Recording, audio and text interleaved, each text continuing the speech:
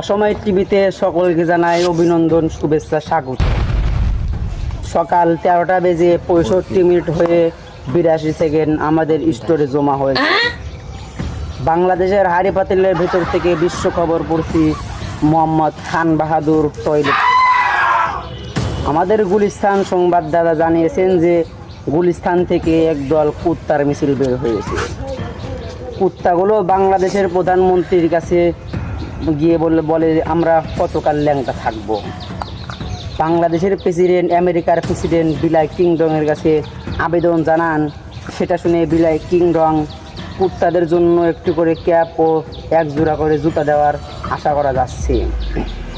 আমাদের এক staff reporter হারেহা আমরা জানান যে আফ্রিকার জঙ্গলে পিঁপড়ার সাথে হাতির এক বিশাল যুদ্ধ লেগে যায়। সেই যুদ্ধে পিঁপড়ার পায়ের নিচে পড়ে কয়েক হাজার হাতি মৃত্যুবরণ করেছেন।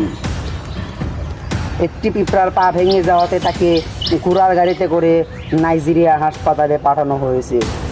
মেডিকেল সংবাদদাতা জানান যে কিছুদিনের মধ্যে সুস্থ শরীর নিয়ে পিঁপড়াটি দুনিয়া থেকে মৃত্যুবরণ করবেন। এই ছিল অসময় টিভির সংবাদ, সাথেই থাকুন।